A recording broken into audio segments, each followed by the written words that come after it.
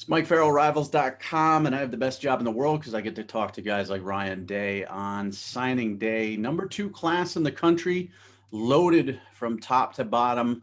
Um, I was talking to an Ohio State fan today, and he was disappointed you were #2. How do you deal with these expectations?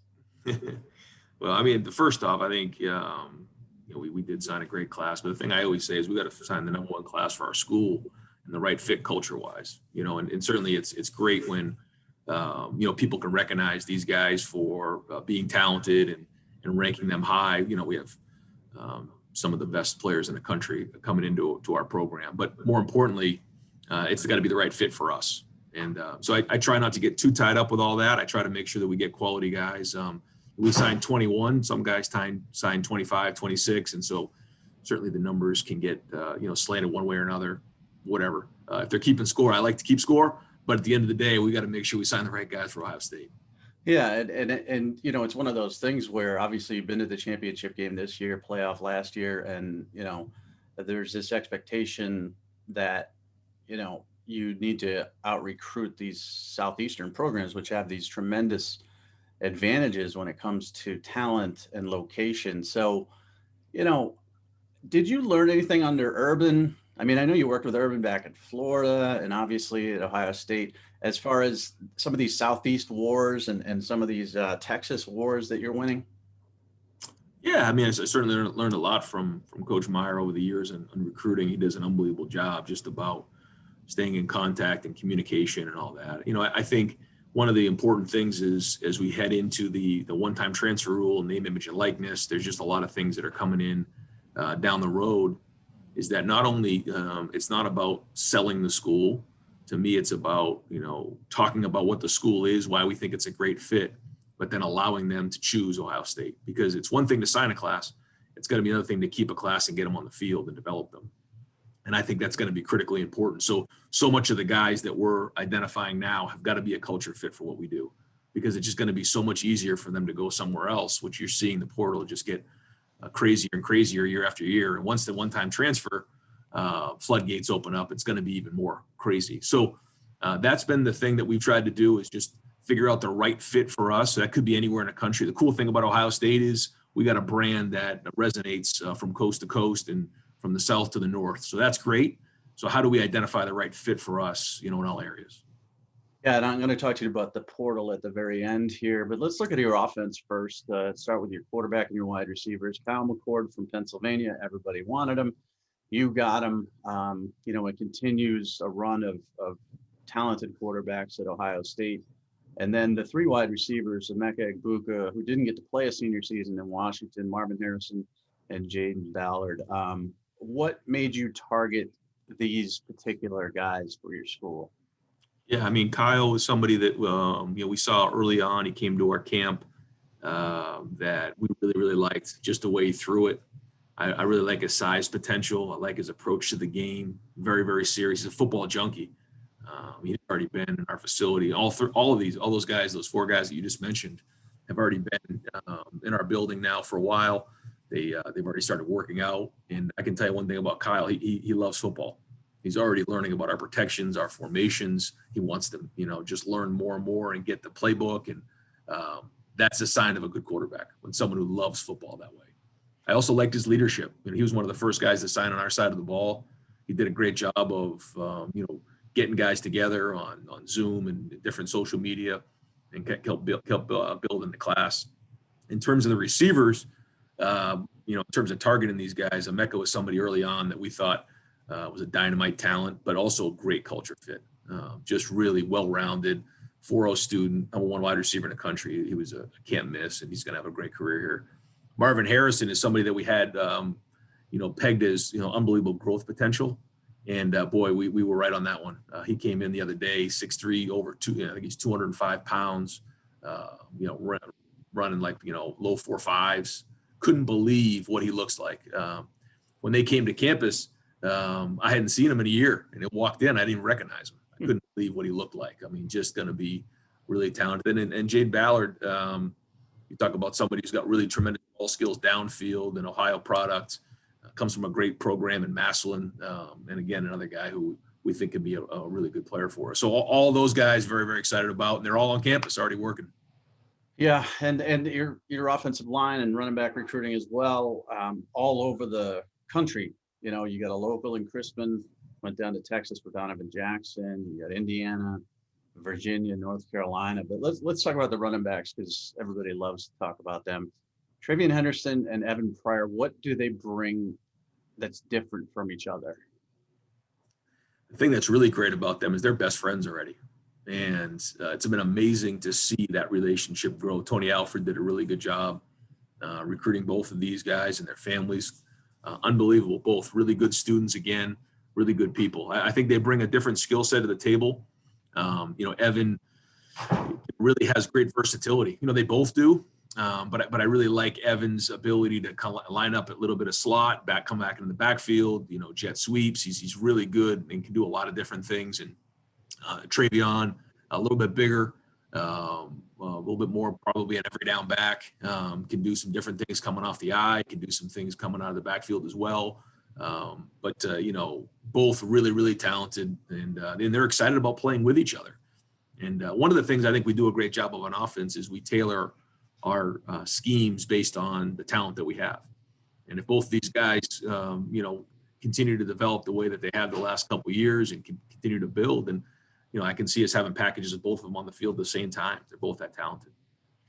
And Jack Sawyer is a guy we haven't been able to scout in a long time. The pandemic's obviously changed what we do, and he opted out of his senior season.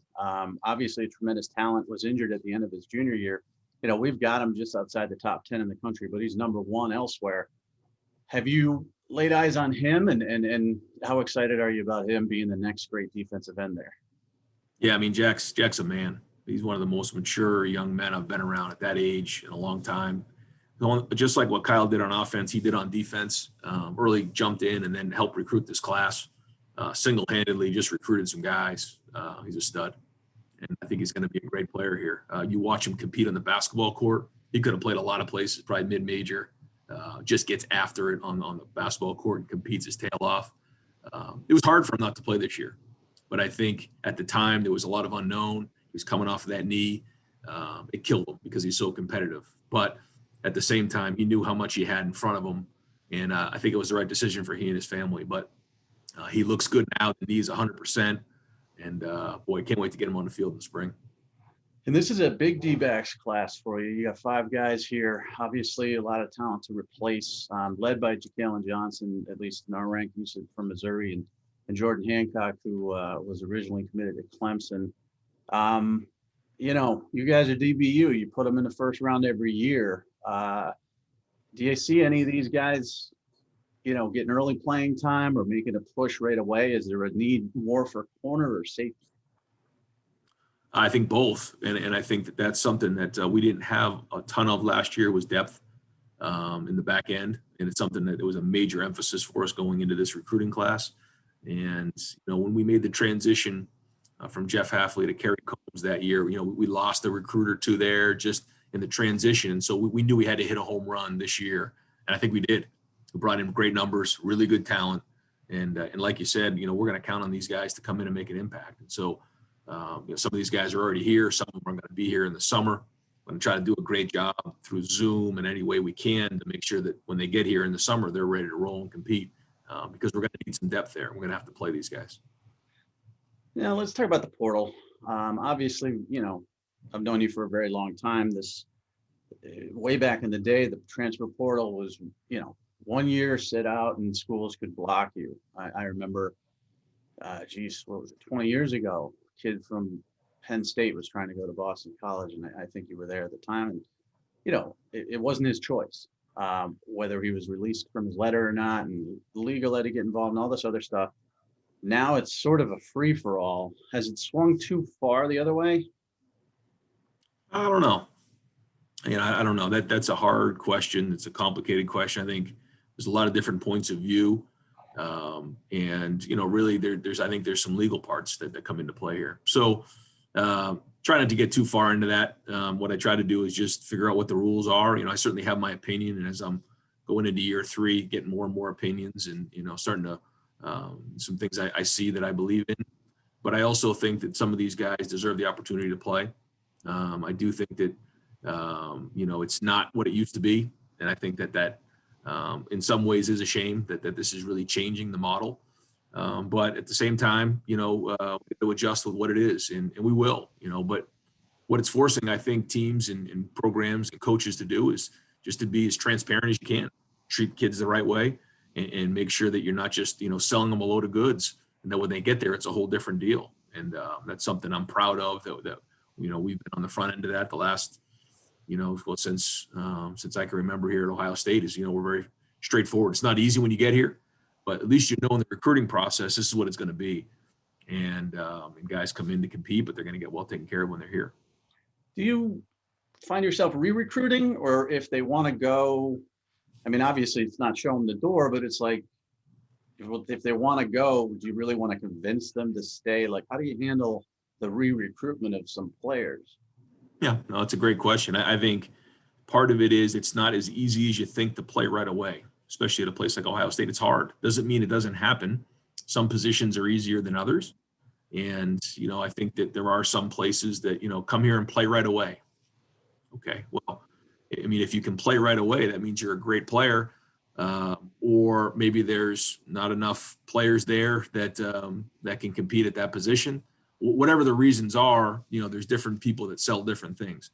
I think to your point, there becomes a time where guys start to realize how hard it is to be elite. And if you want to be one of the best in the country, if you want to compete for a national championship, you want to be a first-round draft pick, it doesn't just happen. Guys have talent, but they have to create discipline and skill. And that's where the hard work gets put in. And it takes time. And it's just a lot of failing. They're used to being big man on campus, and they come in and they fail. And the guys that can take that failure and learn the lessons and improve quickly usually find their way on the field the fastest. And so try to be honest with them in the recruiting and tell them, listen, when you get here, not everything's going to be great. It's not all going to be perfect. Some days are going to be better than others. And what you think in your mind, your recruiting process is going to, or what your college career is going to be, it's probably going to be another way. That's just the way life works. If it does, great, but you have to have a plan for when it doesn't. And so try to have those conversations on the front end so that there's no surprises. And when tough, moments come up, they're able to handle them. And so those are all the things we talk about. So, this is your second full year as head football coach, and you've been to the playoff, you've been in the national championship game. What did you learn from those two games from a talent and recruiting aspect that you're going to take into 2022? Because you're off to an amazing start already in 2022. Yeah, I think that this year was difficult to evaluate. But, I think that what we went through in our conference was very different than some of the other conferences. And so I'm very, very proud of the way that, we played this year. Certainly the Clemson game was a huge win for our program. And the last game, was very disappointing. So when you take a deep breath and you get away from it, especially like I did, it takes me a while. But I think when you take a deep breath, some of it was hard to evaluate. And I think that we're going to keep building this thing. And we have a whole season now where we can work in an off-season program. We can build in the spring and have a full spring, have a preseason, have a whole season. I just think if we keep growing on this thing, great things are going to happen. And so if we just keep recruiting the right people and keep developing at a high level, I think we're going to find that, we're going to keep getting better. This is just a curiosity question because, I've known you for a long time. What's the difference between the head coach of Ohio State football and previous life of Ryan Day as a NFL assistant, coordinator, or, even position guy in college? I mean, how do you juggle everything that comes at you on a day-to-day basis when you're the head coach of such a powerful program?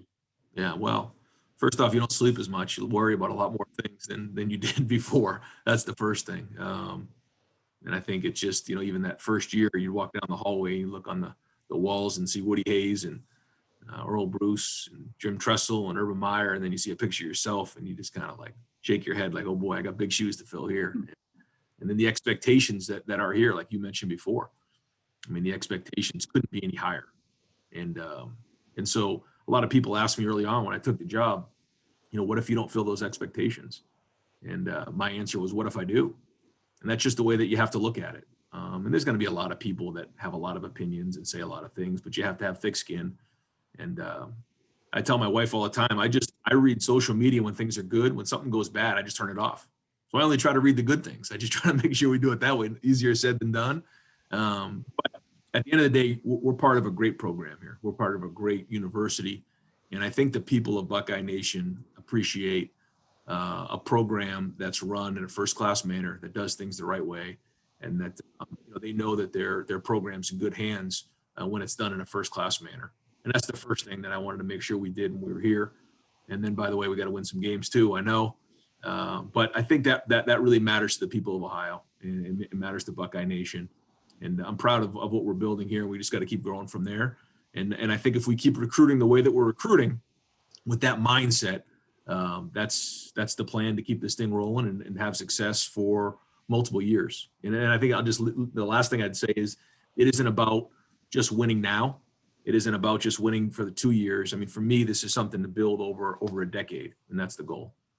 Yeah, it's a little surreal for me because, it goes back to the days of, June BC summer camps, looking at one-star kids from New Hampshire, and then looking at your recruiting class here, and it's not enough for Ohio State fans sometimes. And I'm just like, man, he's come a long way, and he's stepped into it now. But you got a great thing going. And 2022, already the #1 recruiting class in the country. So follow Ohio State on BuckeyeGrove.com. Follow Rivals.com. See how many years I have left doing this, but I know Ryan Day is going to be at Ohio State for a very long time and win a national championship. I have predicted it, so it must come true. Thanks, Ryan. Appreciate it. All right, Mike. Thanks so much, man.